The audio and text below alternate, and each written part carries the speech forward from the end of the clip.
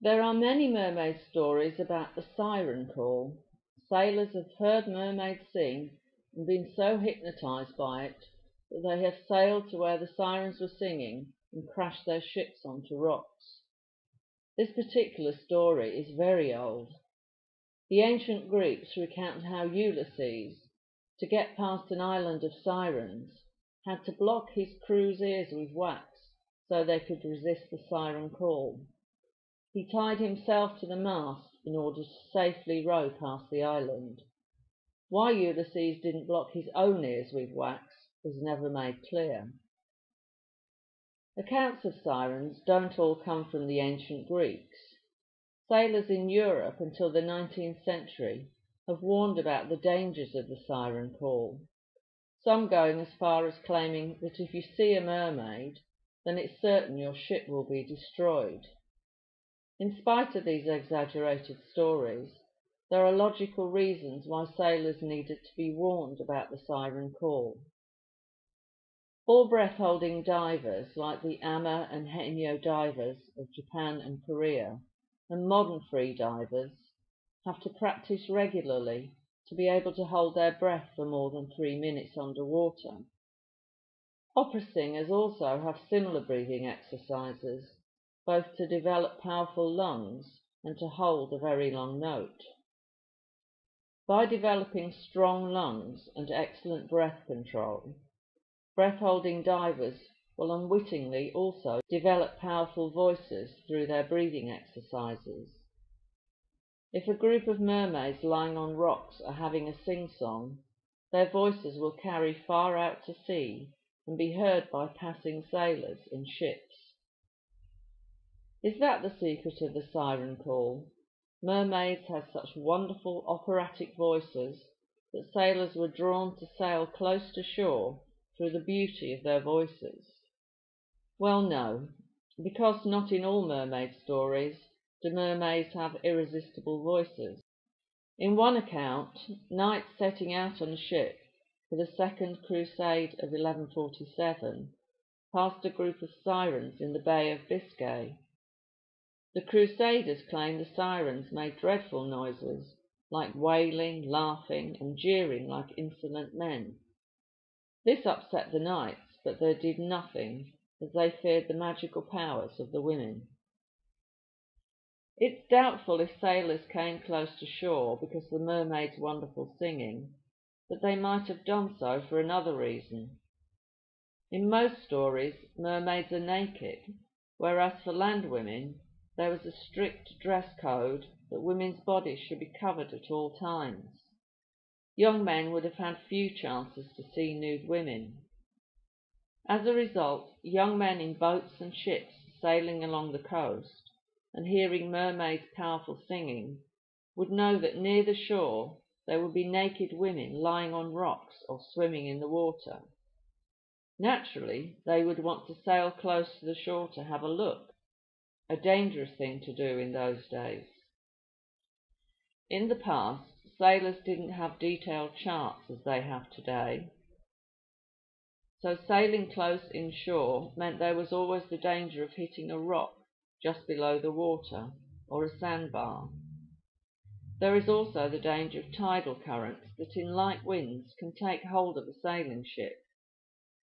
If these currents go around a rocky headland, they will probably smash the ship onto the rocks. Ships of the past were also not very good at sailing upwind, especially if it was a square rigger. So if a sailing ship came too close to the shore, and the wind was to change and blow towards the coast, they would find it very difficult to sail upwind away from the shore. There was a big danger of being blown onto rocks or onto a beach. Because of this, older sailors would try to warn younger sailors against wanting to go inshore to stare at naked mermaids. An example of this can be found in the Channel Islands folklore about the sirens who once lived on the island of Sark, a very rocky island. Guernsey fishermen claimed they were old women, yet their singing still drew sailors in, far too near to its dangerous coast. If a fierce storm arose, it would drive the vessel onto the rocks. To drive home the point of how dangerous these sirens were, the fishermen also claimed they would carry the sailors to the bottom of the sea and devour them. The older fishermen were saying everything they could to discourage young fishermen wanting to stare at the Sark mermaids, but in the process they were giving them a very bad reputation, even accusing them of cannibalism. Perhaps mermaids could have helped the situation by not singing and covering their bodies. It seems that this did happen in the Orkney and Shetland Islands, where it's reported that mermaids wear petticoats. As mentioned in our last video, they probably made some sort of wetsuit out of sealskin, though we have no reports of mermaids doing this in any other part of Europe. Wearing clothing while swimming is not a good idea. Amas do this in modern times because of tourism, despite the fact that wet clothing is uncomfortable and keeps the body cold while out of the water. The Amas think it a price worth paying to avoid unwanted attention from outsiders. So why didn't mermaids in Europe think the same way? The problem might have been the monofin mentioned in the last video. Before the invention of rubber and plastic, wearing clothes in water created drag and slowed down the speed a woman could swim. This is not a big problem for ama divers, as they tie a rope around their waist and dive to the sea floor. When they have gathered what food they can, men in boats above haul them to the surface with a rope.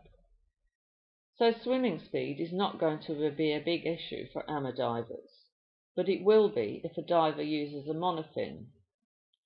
This is because the mermaid uses the power of the monofin to drive herself to the sea floor and then drive up to the surface again. Any drag will slow down her speed.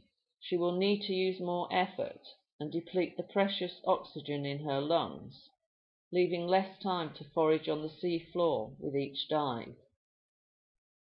The same is also true of singing. The sensible thing will be to avoid it. But doing breathing exercises can be boring, and mermaids may have found that doing these while singing is more enjoyable. It may have even become a tradition, and the mermaids became reluctant to give it up. Maybe the mermaids didn't have to change their ways. Perhaps the scare stories invented to drive young sailors and fishermen away from the coast were effective. The sailors stopped coming close inshore and left the mermaids alone. Maybe the mermaids didn't mind. Because of these scare stories, they were left alone. So all we now know are these dramatic stories of evil sirens. It's not very likely. Mermaid stories were used by wreckers to divert attention away from themselves. For many coastal villagers, having a ship wrecked nearby was a boon. A lot of the cargo would be washed ashore, which the villagers could claim for themselves. So some men deliberately wrecked ships by setting up false lights. A ship sailing in a stormy night, when it knows it's close to land, will look for the lights of a harbour to find a safe anchorage.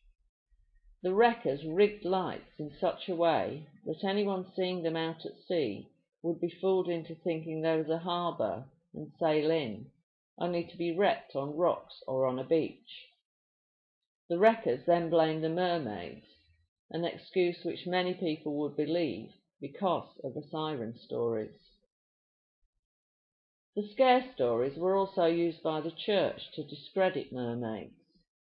Many of them were wiped out in witch hunts, perhaps only surviving in remote places like northern Scotland, the Orkneys and Shetland Islands, places which were called the land of the mermaids. Many mermaids might have seen the sense of not drawing attention to themselves by singing too loudly or lying on rocks in the nude. They would put on petticoats in the water and even wear wetsuits made of sealskin. Not all mermaids did this. As we mentioned in part 1, a sighting by a schoolmaster in northern Scotland in 1809 was of a mermaid in the nude. There were also many mermaid sightings as late as the 1890s in Newark Bay in Deerness, Orkney. These mermaids were seen by hundreds of tourists, so it seems that the beginning of modern tourism probably ended mermaid sightings in Britain. In the next video, we will discuss why we think that mermaids and witches were probably the same people.